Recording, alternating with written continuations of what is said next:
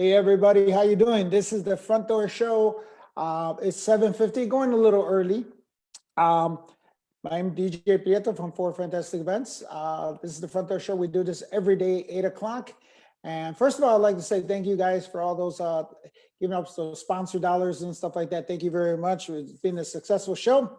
And every day I have a one-on-one interview with somebody in the music industry. And today we have DJ Shadow.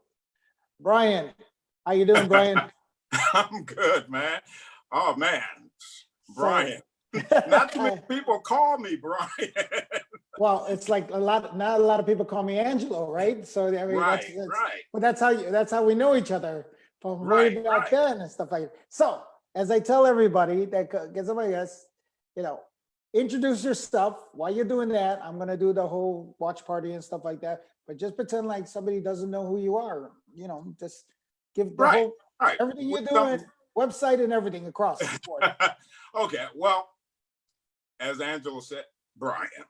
But but I prefer Shadow or DJ Shadow. But that's actually changing to Shadow XL because of a bump with the actual DJ Shadow.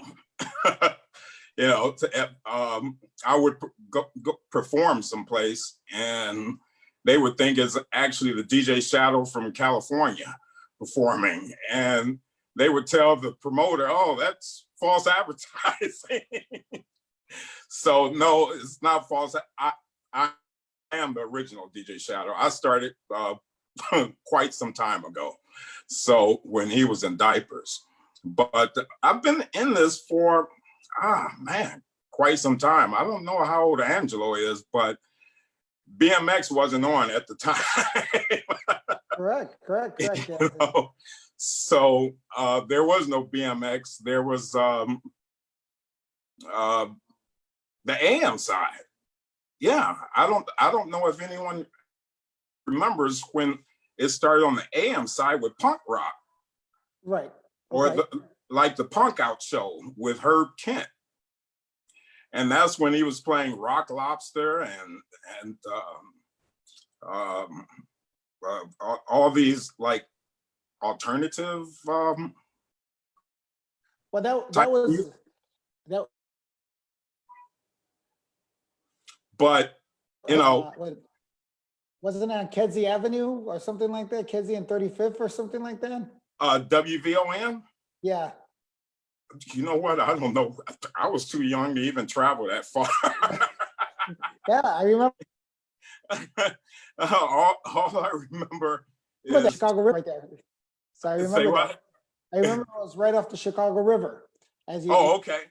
And I think Gats Hill, whatever it was that we were used to. You know what? It was on the east side, right? East side of the street. Yes. If you're going northbound. Yes, it was. Right. Okay. All right. Yeah. I think I sort of remember that. As years go by, the memories start getting fuzzy.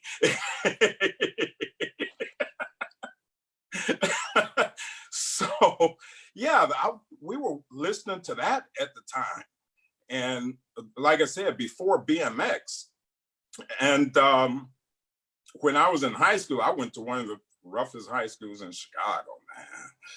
Bourne High School on the southeast side. It was so bad. You can count on third period, someone would be falling from the third floor. Oh, Jesus Christ. So you walk to the other side of the rail of the stairs, making sure you didn't get hit.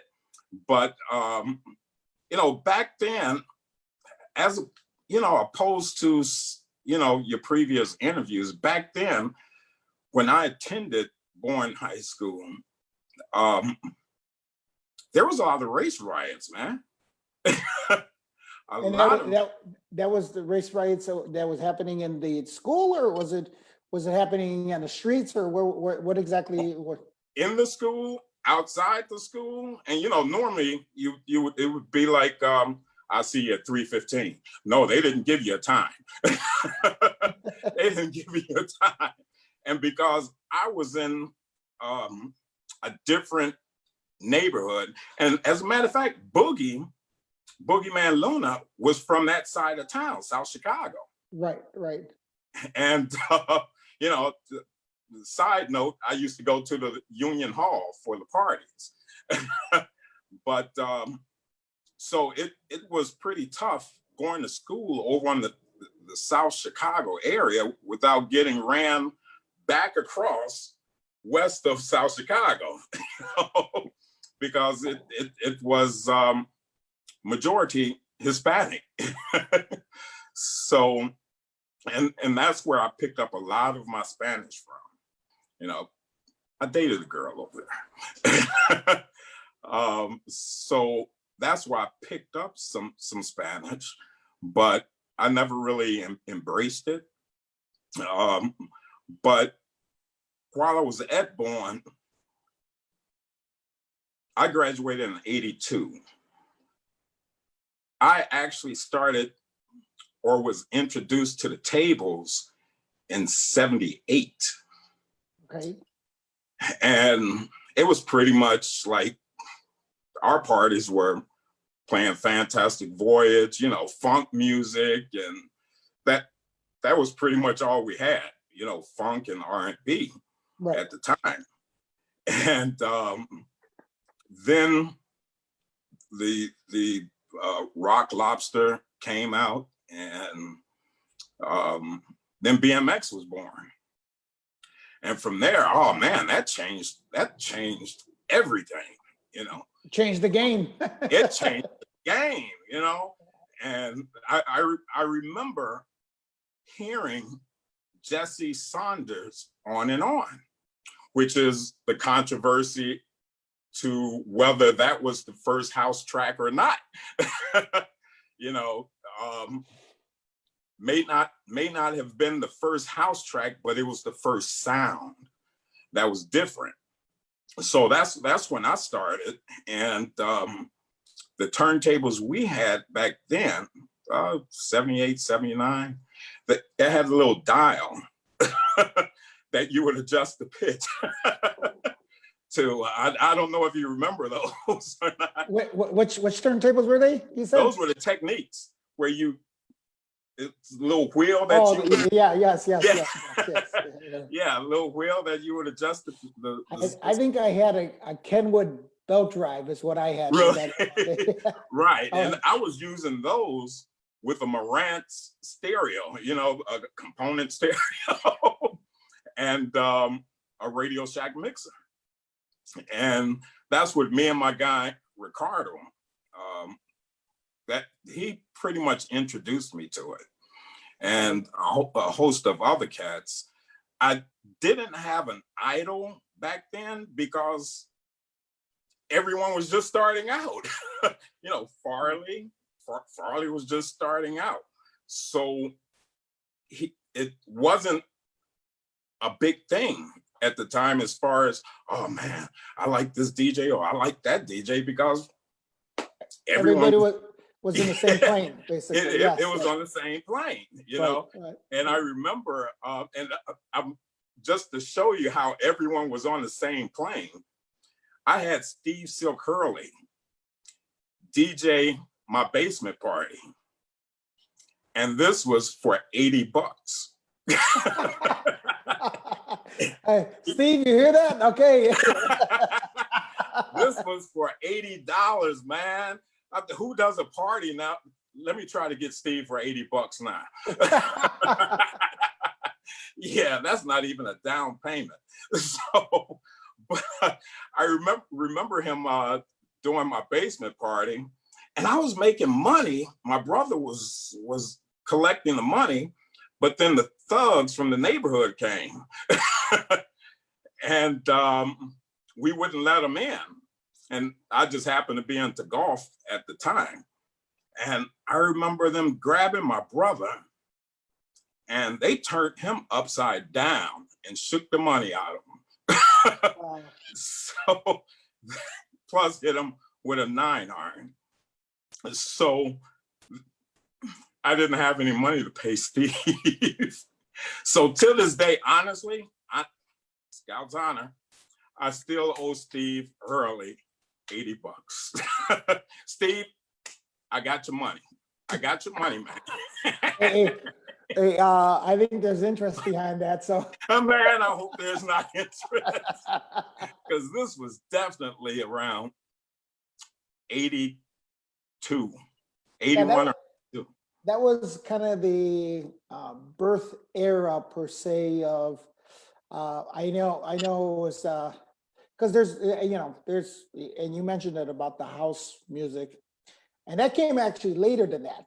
The house Yeah. music after Mhm. '82, and nobody was producing music in Chicago yet in '82. Right. So you were playing all the disco, the funk, Right. the Right. dance tracks per se. I remember there were the slow tempo ones were about 110, Right. and then there was the little faster versions, and stuff like that. And I think the fastest we got was 124. That was Right. probably, Right. uh, I mean, we were playing music like Brothers Gonna Work It Out. You know, right. um, you know, that's what we actually considered disco, because yeah, it was disco besides Evelyn Champagne King. Right. I mean, no, and there's a whole slew of dance tracks that we played, that Omni, Right. all that, and it's great music. Oh my God. And I Right. remember that was the music and it was all in vinyl, and that's what you Right. got Right. and stuff like that. Hmm. So where did you end up buying your vinyl then? I mean, Imports. okay, so Imports. my old employer, okay. Right. Right. I heard everyone saying, "Oh, I'm going to imports. I'm going to imports. Let's get our music from imports." Or it was George's. Right, George's Music Room. Yeah. Right, George's Music Room.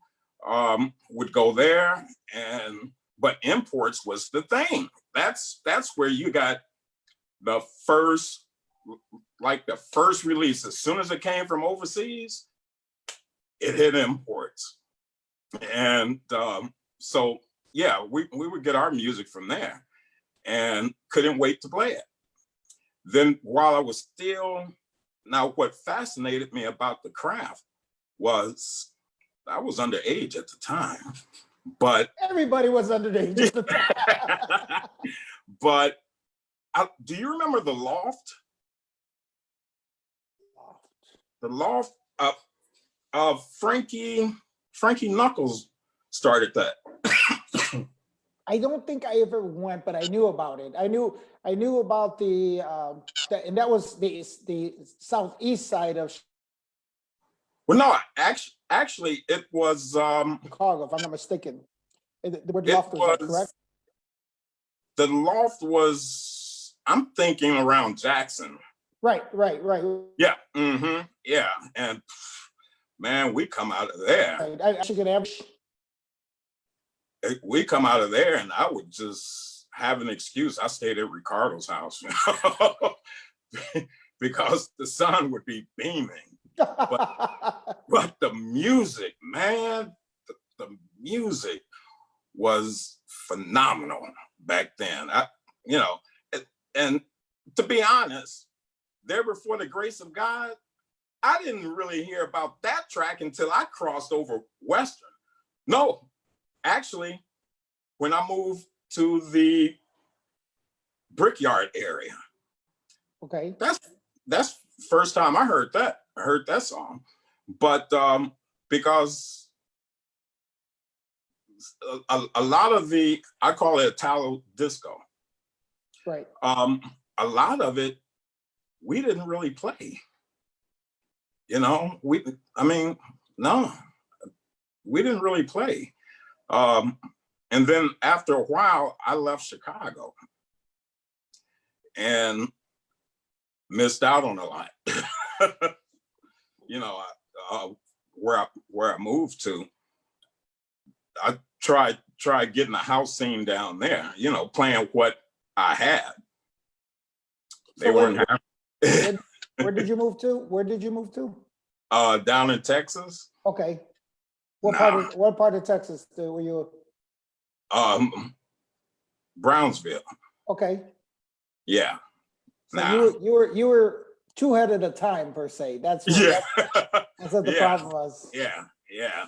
But you know, and then from there, I can remember, I think the first club that I played at,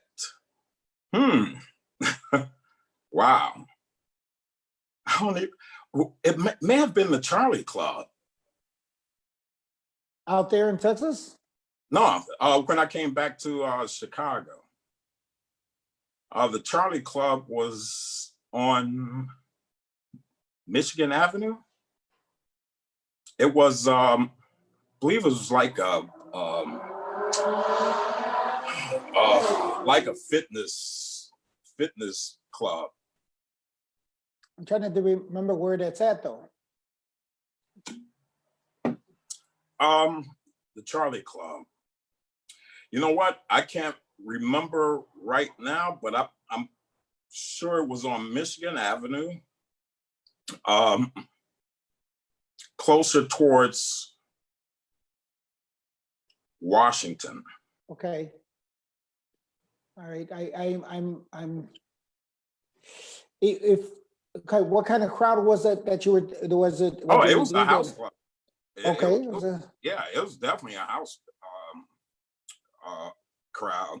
And then, you know, doing house parties and so forth. And but back then I was a very shy person, very shy and unsure of myself.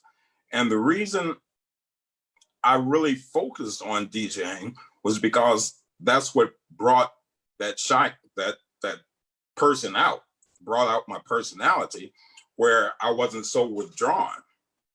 And the more people encouraged me, the more I went for it.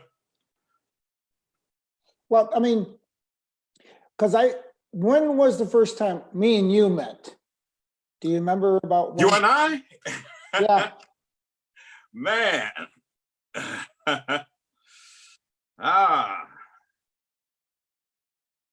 Do you remember Jerome? He did security. Security for Quinn 2. Okay. Jerome, he was Asian guy, Philippine guy. Correct. Okay. Yes. Now, yes. Well, I haven't heard his name and haven't seen the picture in my mind in so long. yeah, I used to date his best friend, and he told me, Shadow, you ought to check out the spot that I work at, Quinn 2. Like, where is it? It's in Bridgeport. No, I don't think so. Yeah, right. You want this? Go into Bridgeport? Man, shoot. You need to sell that stuff you smoking. I ain't going nowhere near Bridgeport. He's like, it's okay over there. For you, it is. Your people down the street. Yes. Close to Chinatown, I know. Right, mine on the other side of the expressway, man. Shoot, I got a long way to run. You know, I had an experience over there, man. Look, I ended up in Canaryville. That's how I learned how to run fast. Wow, Bridgeport and Canaryville, two different things though. But I guess, I know. But you didn't know that. Yeah, I didn't know that. But so, you know, I braved it out, said, okay, let me go check out this spot. And I had a couple of pipes and bats in the trunk. Just in case. So that's where we actually met. And I liked the vibe at the time. I didn't see any rumbling going on. No, yeah. I mean, because everybody would we were, it was like Cheers. Everybody knew each other and stuff. Right. Kind of the thing that I know Quinn 2 was like. And you were clearly over 21 at the time when you. Oh yeah, man, I was way over 21. I had pubic hair. So It was me and Roy that were DJing there. Yeah, Roy Right. was DJing at Quinn too. And I think I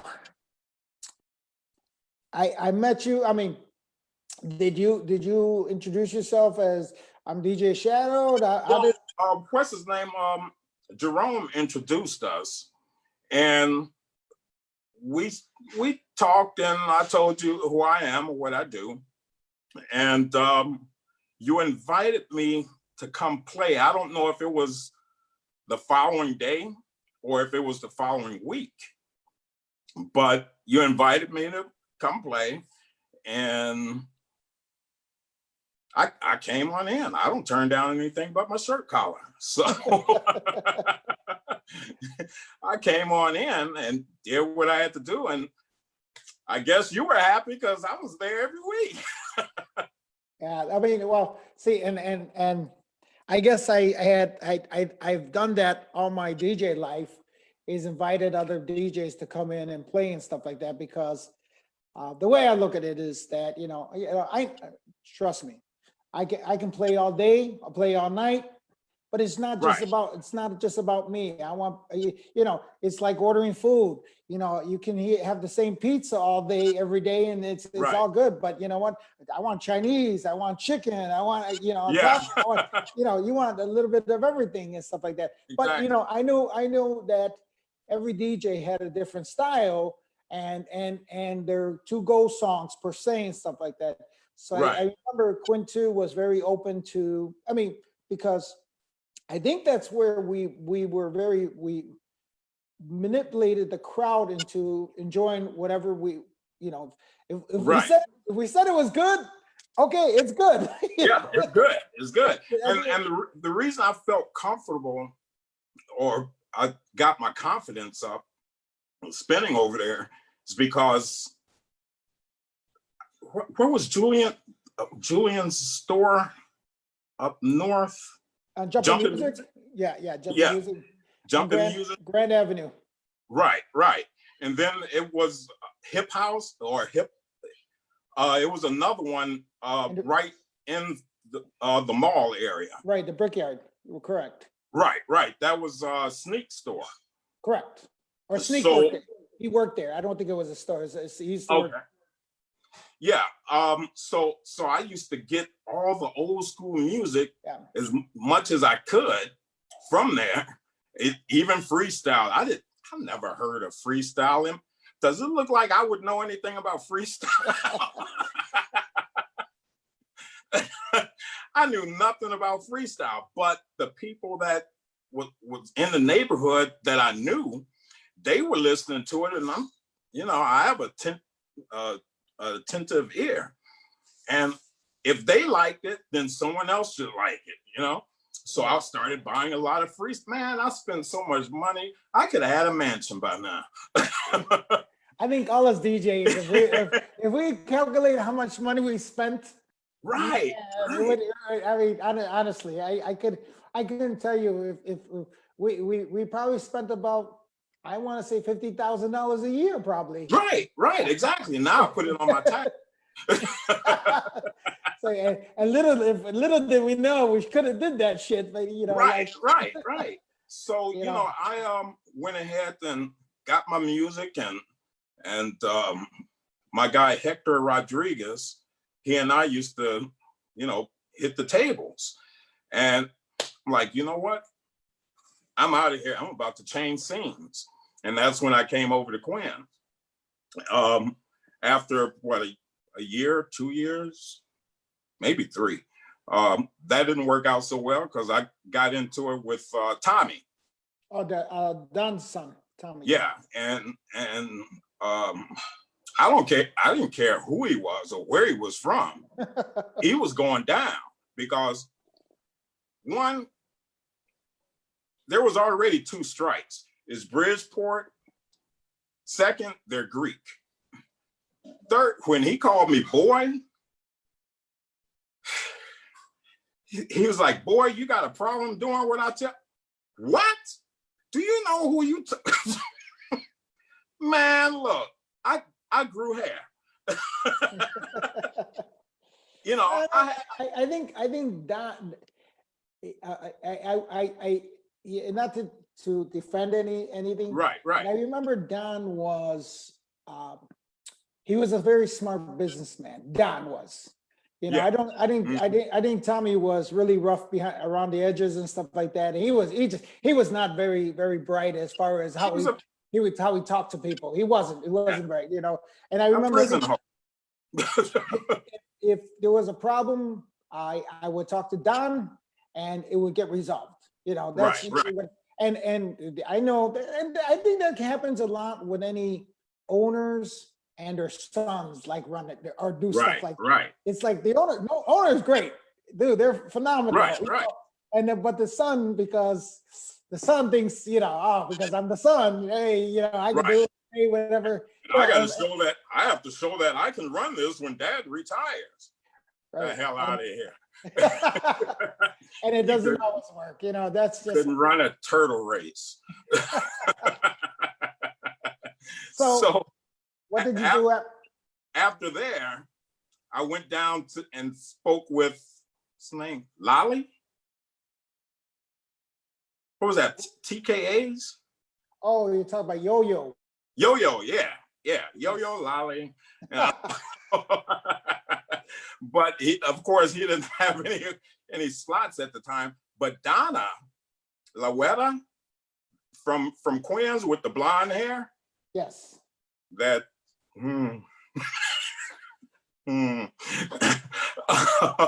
she told me, hey, come with me over to Richie's. And see, I already heard about Richie's.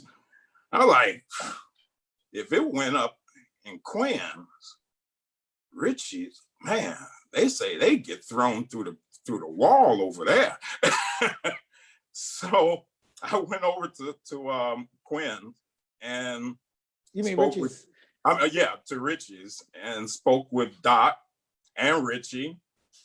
And they told me, you know what? Just keep coming by. Like, okay, keep coming by. And that's when I met Nandi and the Perez brothers. And later on, Doc, there was a little short dude, not Nandi, another short guy named Manny. And he was the head DJ at the time. And I think Nandi may have left after a while. Nandi had left. So Manny was the DJ, but Doc didn't like Manny. And that was an opportunity for me because I would be spinning along with them. And I ended up at Richie's. And I was there on Friday and Saturday nights. Right. Yeah. And that's when I started meeting a lot of the other guys. Boogie. That was the first place I met Boogie, was at Richie's. And I was like, is this dude Hispanic or is he Italian? by his mannerism, I know. Yeah, he talked with his hands and stuff, I'm like, I don't know who this guy is, but he seems okay. He seems all right guy. So let me keep my eye on him and listen to him a little bit, and he knew his stuff. Yep. Martin, he knew his business, and then I met Mike Alba, and then I met Benji. I started meeting different players in the game, and started listening to them, and from there I was able to get into other places because of them, and the fact that I pretty much proved myself as a DJ, and I stayed humble. I think that's one of the number one keys in this game is to stay humble, man. You can't have a big head because someone else got a pen to inflate it. So stay humble and and work your game, you know, be good at your craft. Well, I mean, so the time that you meet Boogeyman and you meet um, Benji and you're meeting, because obviously DJ International Records is already established at this point, right? That's Right, what, right. that's why you're mentioning about Benji and Martin Boogeyman and stuff like Right. that. And then obviously Steve Still Curly, the $80 owed to him. Yeah. He's a big name and stuff like that. But I mean, so everybody kind of, and especially if you're Southside DJ, hence the freestyle aspect of it, Right. you gravitated to that style of music, or that was mostly Right. it was house and freestyle mostly. That's kind of what you were playing all the time, and a little bit of high energy per se, and that's kind Right. of that was. Did How long did you were you there at Richie's? How long was that? Man, you know what? I was at Richie's for 12 years. Wow. Okay. Yeah. I was at Richie's for 12 years. And from being there, and let me back up to the Nandi era, because I learned a lot from him too. I'm not a person of a lot of words. I listen and watch more than I talk. Okay. You learn more that way. But then they started playing rock pop in Spanish. Mm-hmm. And I was like, ooh, it was like what, 130, 35 BPMs? And I'm like, man, okay, I got to pick my game up. So I would ask, what was his, I think his name was Eddie Perez. Yeah. How can I get this music? You got some of this music? It's like, nah, not. Yeah, okay. You know, I knew the Perez brothers had music on top of music, especially this type of music. And I couldn't get the music from nobody, you know, but someone actually gave me some CDs and I burned them. Roy was another big help. Roy, the toy boy. But I ended up getting the music, but then I didn't understand the language. You know, all I heard was, okay, how am I gonna know where there's a break in this? You know, I don't want to mix over the verse.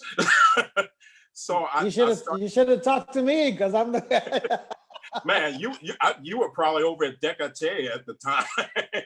I know, I'm just talking about the fact that, you know, I'm not able to speak Spanish. Right.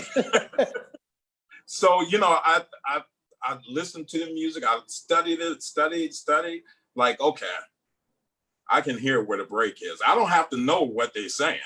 Right. I can hear where the break is. Universal.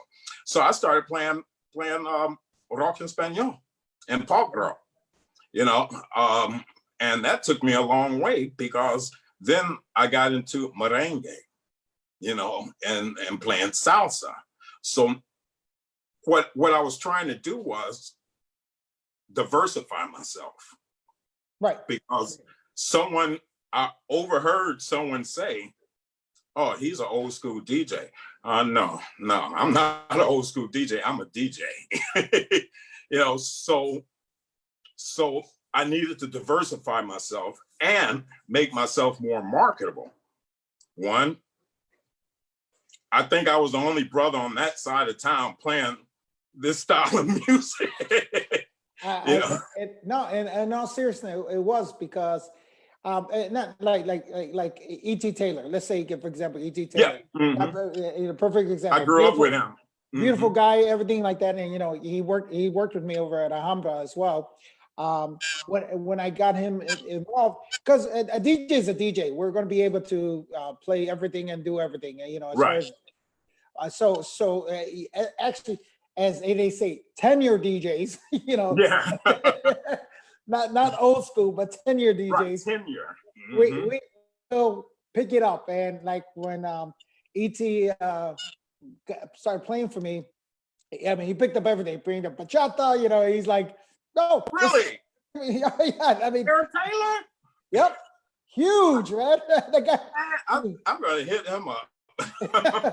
So, but I think that's what happens with DJs, right? You just kind of like, okay, then Kasumba, he picked that up quickly and stuff like that. Right. But what I'm saying is that, so he was kind of that stepping kind of, Right. that R&B and stuff like that, and he's still that way. Whereas, you being a brother that you are, that you weren't that. You weren't doing the, not that you didn't play step music and R&B. Yeah, I just didn't want to be classified. Right. And I guess maybe that was an advantage to you, because that here is a guy, I'm sure somebody walked in and went into the DJ booth to ask us for a song, and they seen you and they're like, oh. Yeah. but in all sense, that's a marketing aspect of it for you, because Right. now people will never forget you per se. Right. And then you call yourself DJ Shadow on top of it. Right. Exactly. Exactly. So I don't even have to go and ask, why do you call yourself DJ Shadow? You know what? That came in because when I was a kid, my Aunt Barbara, I wouldn't let my mother go. And I would always be next to her leg.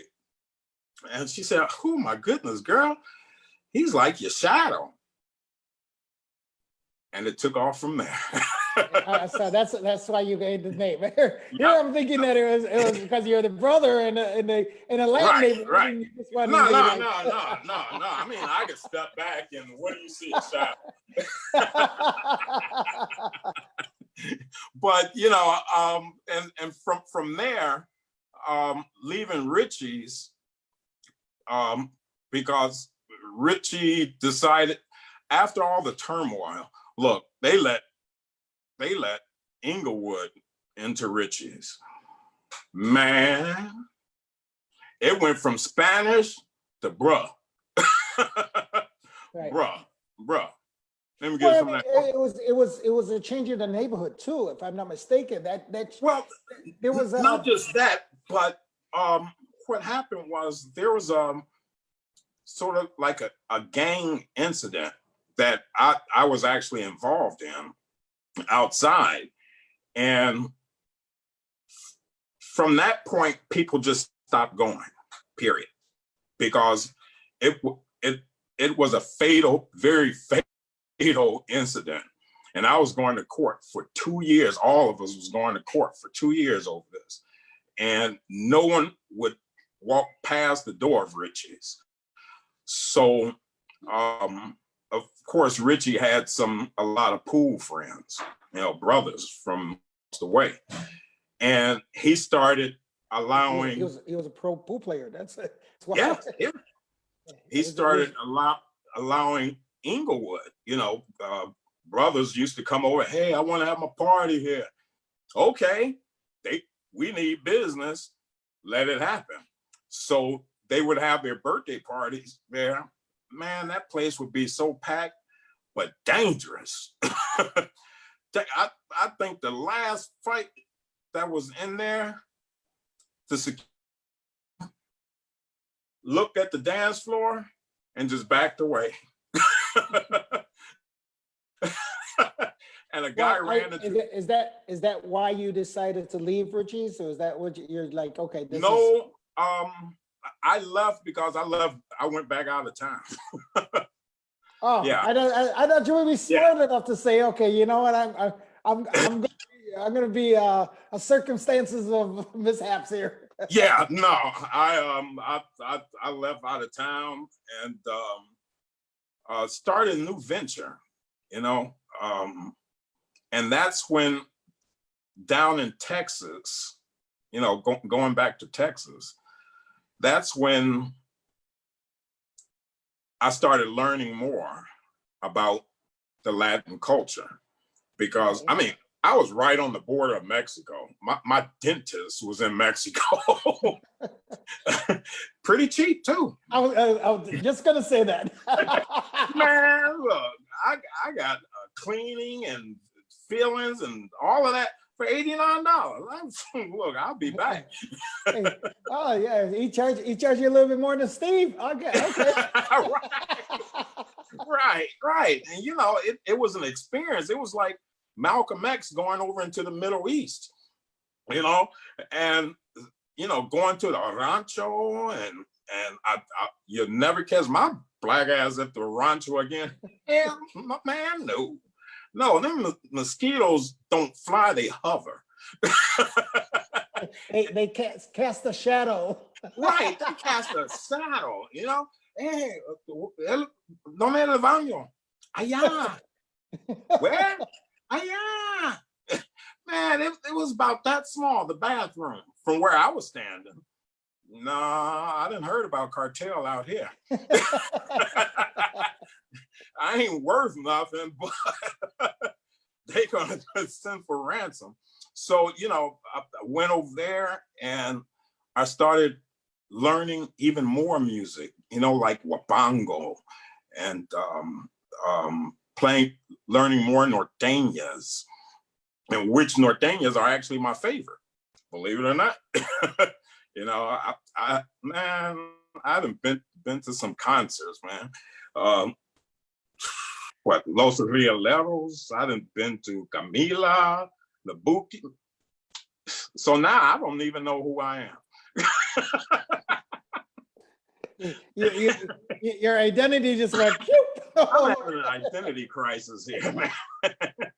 You know, so now majority of the music that I play is Spanish.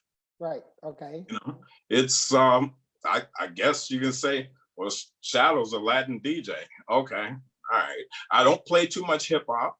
I stopped playing hip hop because of what happened at E2. You know, I was there that night. Oof. 25 people died.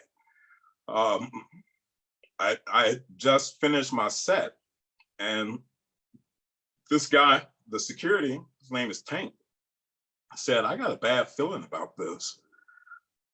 I was like, well, your bad feeling is my bad feeling. I'm about to roll up. And I went through the back door, man. They said the back door was locked. I went through the back door.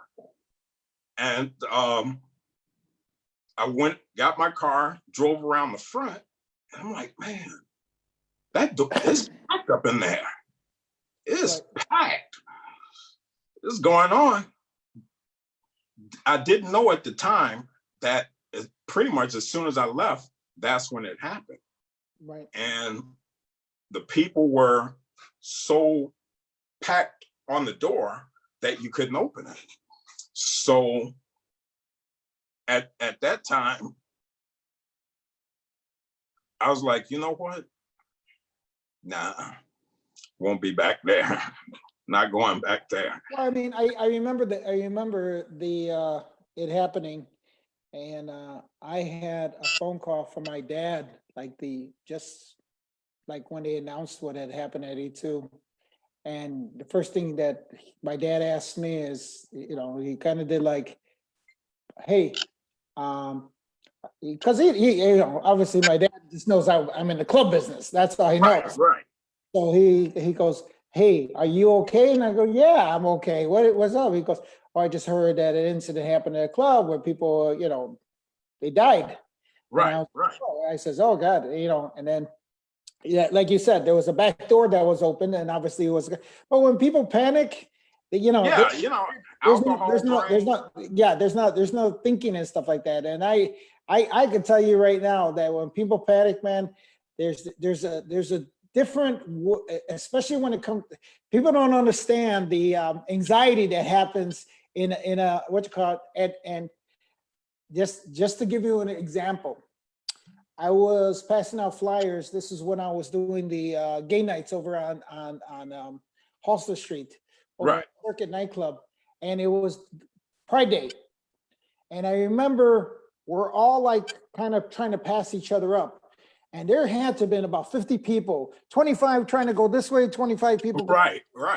And all I remember is that this one guy stops to turn around to look at whatever was passing by and stuff like that, and you see everybody like this.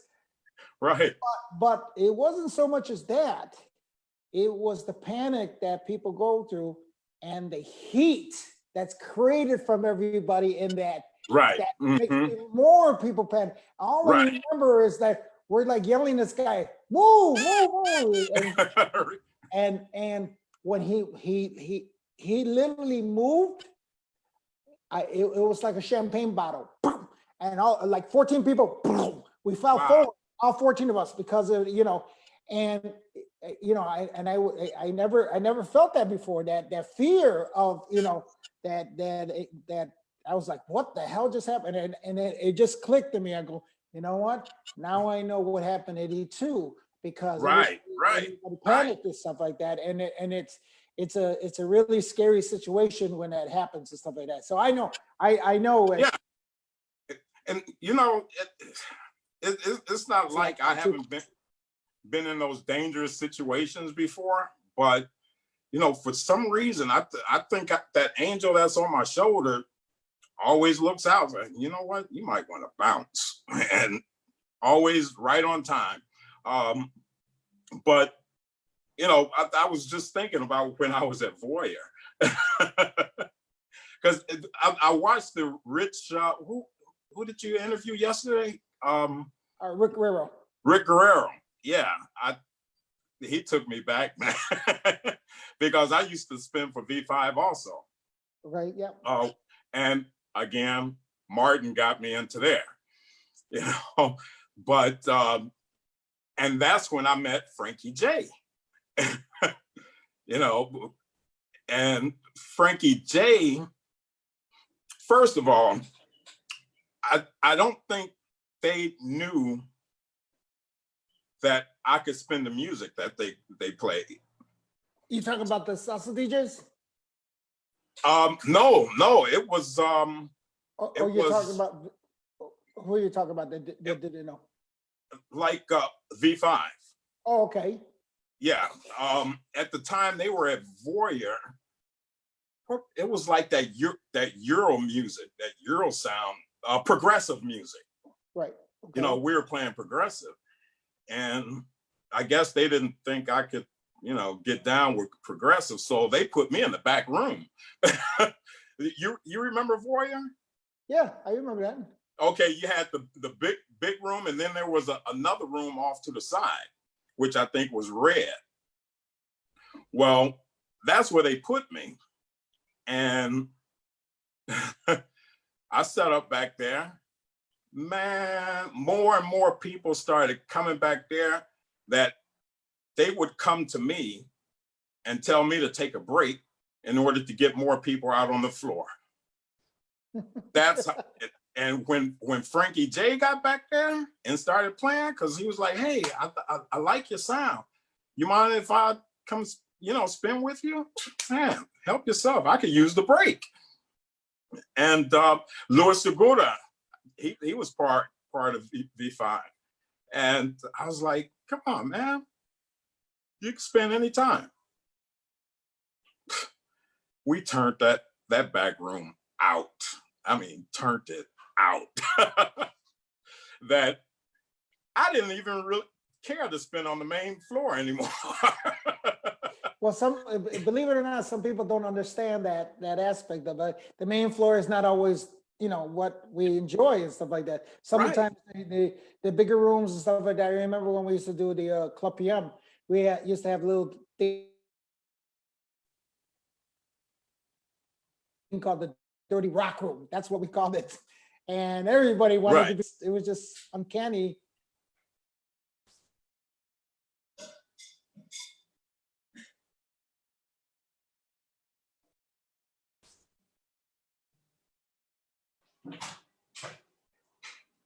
As a matter of fact, a friend of mine just chimed in and said Charlie Club was on Michigan Avenue, just to as a side reference. But yeah, we actually jammed that back room, and then I ended up playing from there. I ended up playing at Sorry about that. I told you it Man, not a problem. And from there, happens sometimes. Can you hear me? yeah. Hmm. No, I told you sometimes it happens that way with the girls. They have that backup per se. Right, But, you right. know, what I'm saying is that maybe it has to do with the you know, the smaller room, the girls like, you know, getting close to the girls and stuff like that. Or Yeah, it was able plenty to of meet that. more girls. Yeah, Yeah. so and I gotta tell you something. That was one of the things that I really liked about the Spanish rock events. because because the truth is I didn't know anything about Spanish rock like you said. And Right. I got invited for the first time. I had just seen Depeche Mode and I was and somebody invited me to see a Maná concert. And the description that they did was like, oh, it's like Depeche Mode. If you like Depeche Mode, was alternative I liked. Right. Oh, it's like alternative in Spanish rock. And I walked into it was the United Center, I believe. No, Allstate Arena. And I was like, I don't know this music, but the women, wow. I like this music. Right. Right. That was it. That hooked me right there. That was it. Right. That was it. It was if the women like it, I'm doing it. I love it. Right. Exactly. Exactly. So, you know, from there, of course, you know, I ended up on the main floor. Me, Luis Segura, Pasado. I ended up on the main floor with them and rocking it out. And then when V5 left there, went to a spot. I don't know if it was a loft or what. Think it was back on Ohio, but right next to the expressway entrance. It was like a restaurant or a loft area. No, that was Stardust. Stardust. Yep. Okay. All right.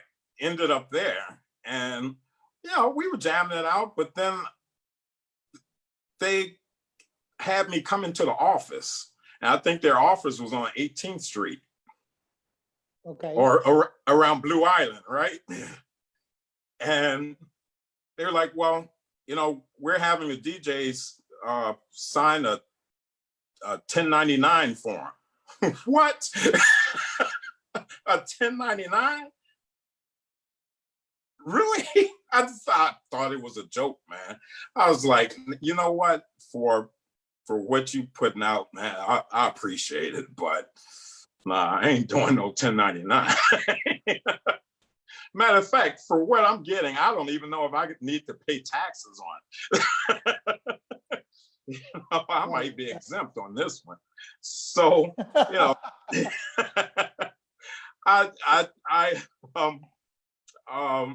you know, just I don't know where I ended up from there. I think I ended up spinning at Hobbs, you know, for a while. I was at Hobbs for a while, and man, I was around a little bit of everywhere, doing guest spots, you know, freelancing, doing guest spots, and so forth. But matter of fact, I can't remember all the clubs. Man, That's why I'm drinking coffee. I can't remember all the spots that I ended up at. I mean, I mean, but honestly, I know that for unless you have a residence, you know, your Right, residence, you know, I lasted at Club PM for 18 years. I was at Rancho Luna for 6 years. I was at Green Right. Dolphin, you know, and then Alhambra obviously for 13 years and stuff like that. Now, you know, at 720, you know, Right. I have tenure in clubs and stuff like that. But you know, since if you're working at different spots, doing guest spots and stuff like that, Right. of course you're going to be, you know, bouncing around and stuff like that. Right, So right. because, you know, for all the different reasons, you know, like people say, hey, you know what, or someone's going out of town, someone needs a backup, or someone needs, right. you know. Yeah, yeah, that's just it's normal because you also had the variety that you go Yep. play. If somebody says, it's a Latin night, okay, come on in. It's Right. a Right. dance night, okay, a house night, okay, so I'm sure you're not going to remember every club that you had Yeah. because there's just I too many. think I remember spinning at Chromium for Dino Latino, and Yeah. you know, I met him when he had his club up north across from that indoor flea market on Milwaukee. Oh, tequilas. Yeah, tequilas. Right, Yeah, right. yeah. You know, I was spinning with him there, and then later on he busted out with his track, Right, you right. know, and What was the name of the track? What was the name of the track? man, I don't even Latina something. I, then he came out with two tracks, but Yeah, somebody, yeah. Rick Guerrero, Rick Guerrero just put he missed banging with you over there at the Voyeur. Man, Uh, that was a time though. You know what? uh, Actually, I think that was the best moment of my career, spinning at Voyeur. okay. It, So I just to be clear, where was Voyeur at? Because I mean because Ohio and Clark. okay, Yeah, Ohio Clark. I went right in two the of them. basement. Okay, all right, Yeah, right. right in the basement. And Frank Monroy, Evo Ed, who's I think he's a sheriff or a trooper now. Yeah, man, Didn't afterwards didn't White Knight take over Voyeur? That's what that happened. that I thought he did. No, it was in the basement. It was in the Yeah, basement. That okay. You know White what? Knight. I think you're right. He did. He Yeah, did. because And it was across from the hotel. That's right, what I remember. right. The And kitty and then corner he from went McDonald's. and then he went from there to what is it called? Dream, is it called Dreams now? The Castle Club, um, Excalibur. Excalibur. Yeah. Right, right. Hmm. And He then he was doing started. first Fridays. He was doing over there. Right, right. That was his. And then I just started moving around, man. And doing guest spots. And which I actually like doing that more than being a resident.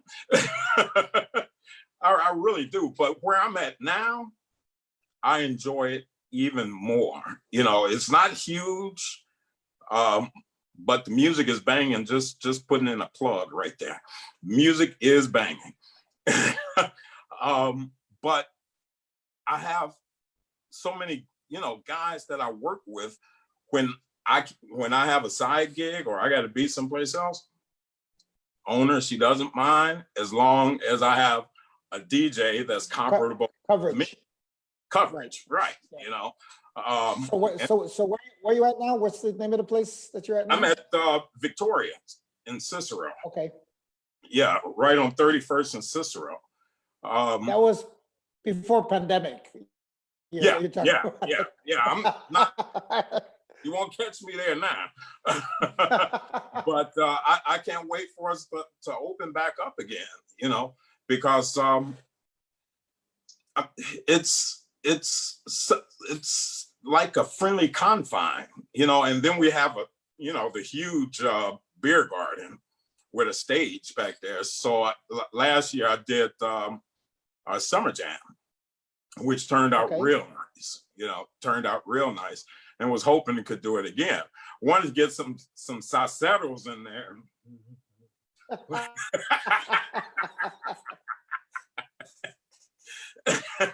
Because we did open up another room. But it's really a nice place, and I've been there going on 2 years, haven't had one outbreak of anything. That's what I like. Well, I think that anybody likes that. Yeah, yeah, But, that's exactly what I like. I'm talking about owners, customers, DJs. Right. And so, while I've been working at Victoria's, I've been building my own mobile entertainment business, Okay. All right. designing websites and so forth. That's where I actually want to retire. I don't want to retire in a bar or club. I want to retire doing mobile DJing. Well, as we talk about it with the other DJs. Don't ever say the word retire as a DJ because we never retire. I think when we retire, we actually retire. That's the only time I think that a DJ is going to retire is when they retire.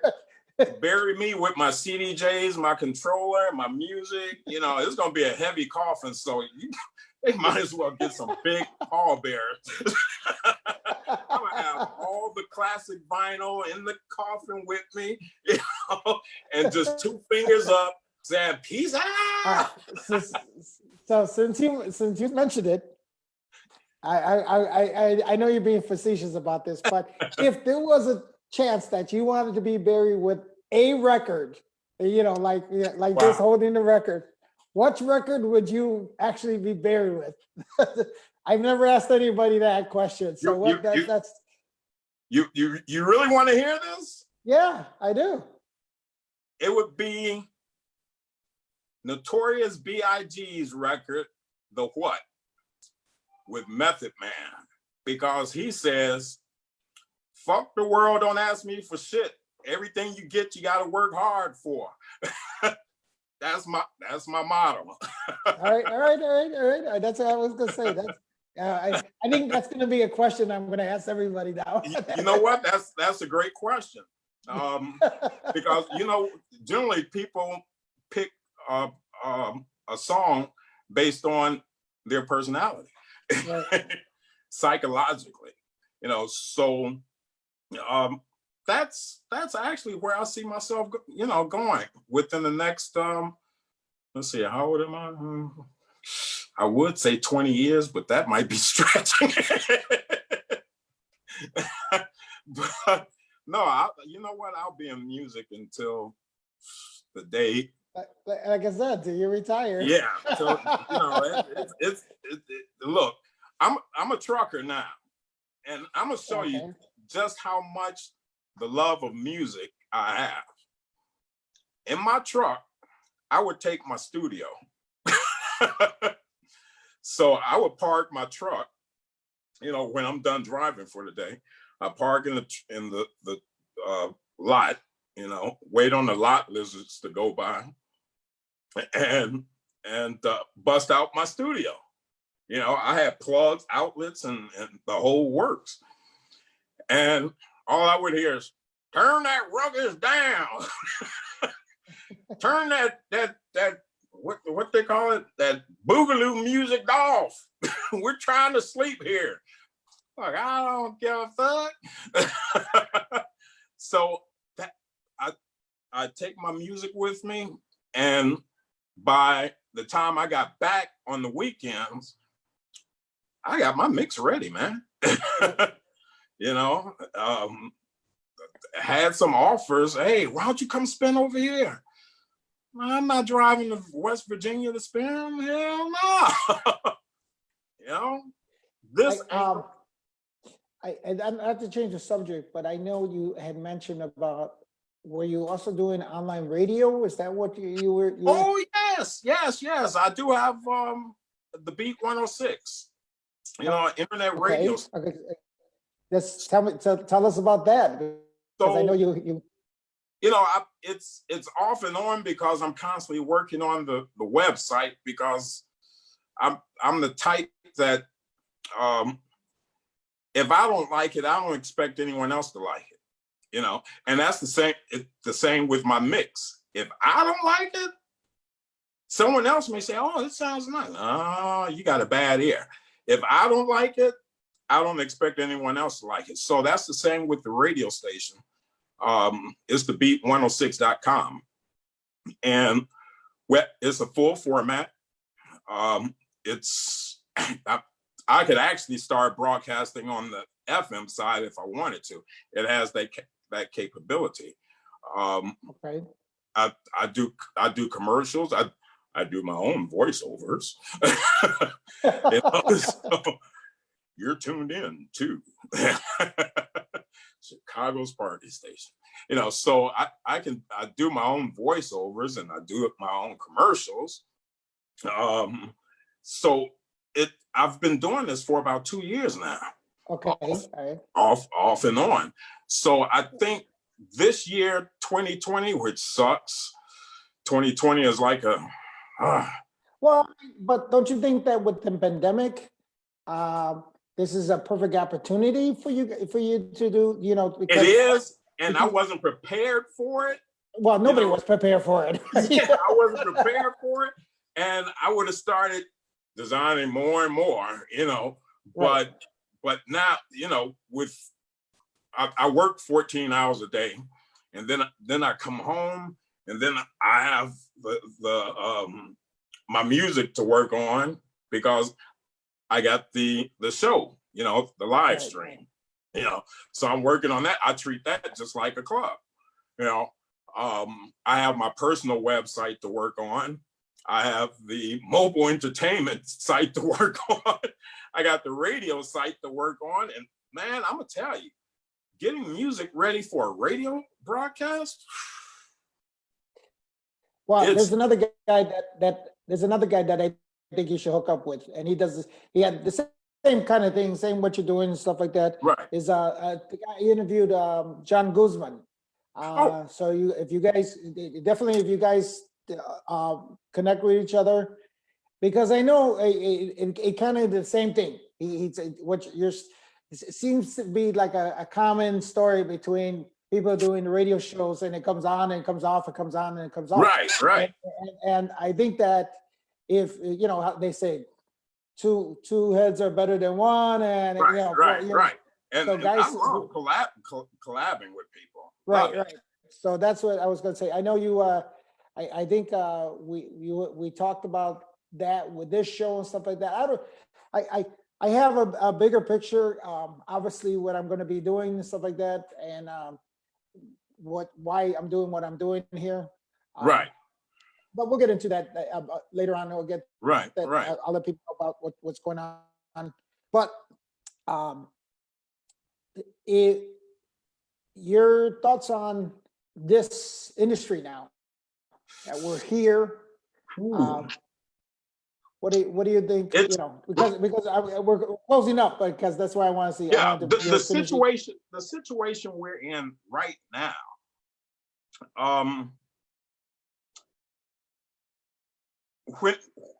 When this whole thing, when this quarantine ends, I can tell you one thing: the bars are going to be packed. And honestly, me personally, I think there's going to be a resurgence. I really do. Some people don't believe in this thing. Well, okay, all right. I believe in things I can't see. But I believe there's going to be a resurgence. Just today, the governor has relaxed some of the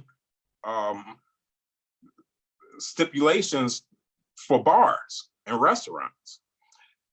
Of course, he says pretty much handle business outside. That's going to be difficult on rainy days, And as far personally, I think it's how can I say? It kind of doesn't. It's kind of counterproductive of what you want to do. Right. Because I don't understand. Okay, we're outside, right? Are you going to tell me that a gust of wind isn't going to carry germs to another person? You hit it. You hit it. Right. I mean, I'd rather be inside where there's no wind.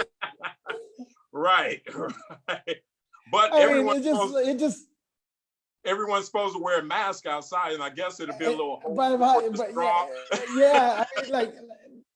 It just like, I mean, that's why I was kind of like, something doesn't make sense here. I get 6 feet and 6 feet away. So if we're eating, and obviously, if you look at the people who are currently eating at a restaurant, there's always there's always two people.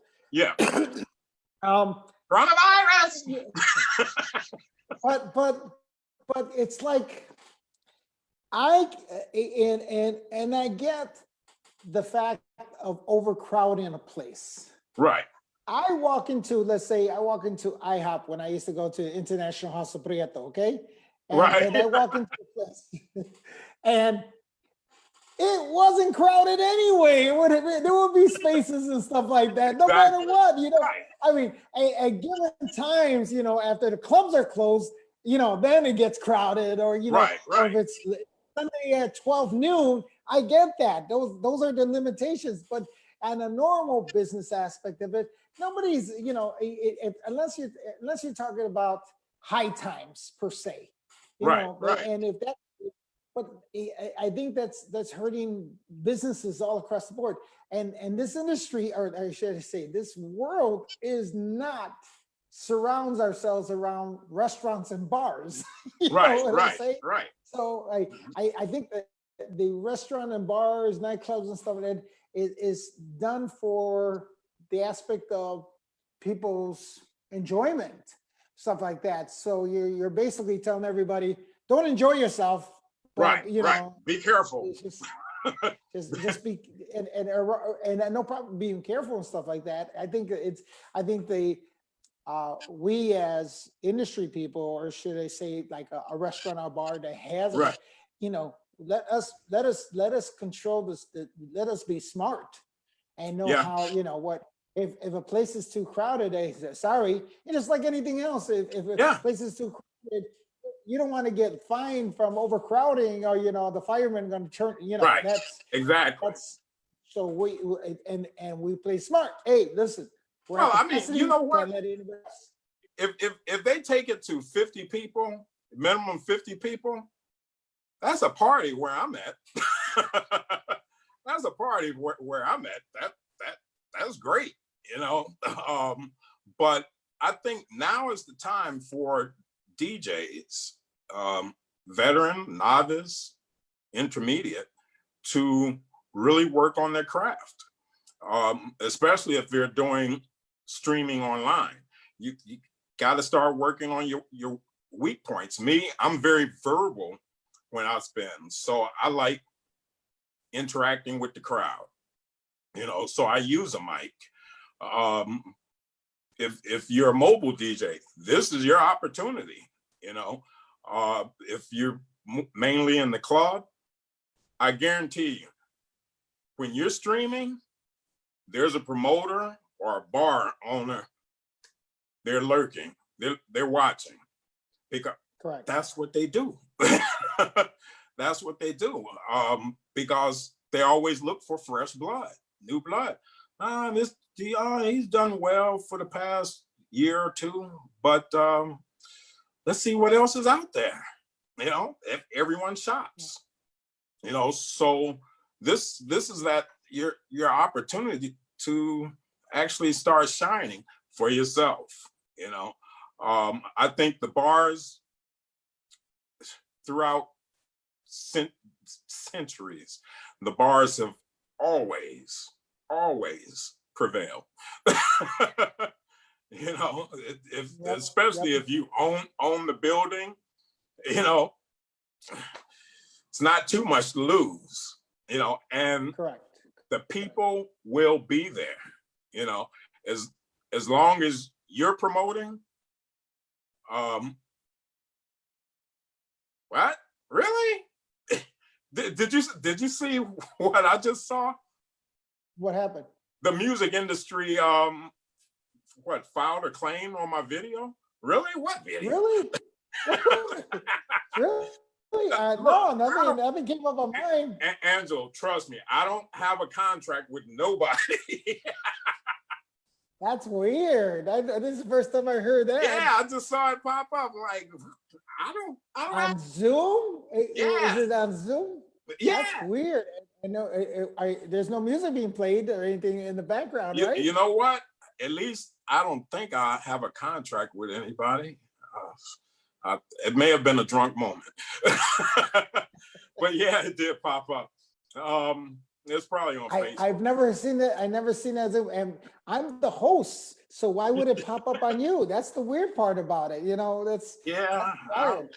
Well, I could understand if I was playing music and me being the host and stuff like that. right, Yeah, right. But maybe yeah, I think the industry is going to be fine. I think for the time being, they will need to take some precautions. Like on my booth, I want a spit glass. I want a shield around my booth so people can talk over. right. Not come directly at me. And I think they're going to do that with a few booths. It would be smart. Well, I know somebody suggested that if this is the time for even clubs to upscale and do a painting job and do Yeah, and, it is. and maybe even have that spit guard that you say above the bar Right. per se, because if they really want to be, because the way I look at it, if I have a place, and this is to any club owner out there listening, if I have a place and you have a successful night, if you didn't spend your past 3 months, 2 months, or whatever time this is going to be to basically do a paint job to make it, so when people walk in and says, let's go back to what we love, and you're like, oh, Right. wow, this is phenomenal. Look what happened. Oh, this is great. Right. Because trust me, there's going to be so much competition out there because people are going to be like really like let's try to get. Once all of this open up, Facebook is going to be flooded with flyers. I mean, everything going on. And right now at Victoria's, they already started putting work in. Got new TV monitors, new floor. Doing stuff. Right. Getting ready. Good. That shows optimism to me. Right. And I think that's going to be show that in these troubled times, as they say, Mm-hmm. that somebody says, you know what, look what they did for us to make us want to come back and stuff like that. So I think that's a smart business move per se. Oh yeah. So, well, I mean, time is closing down. So any closing remarks you want to say to everybody that's online here?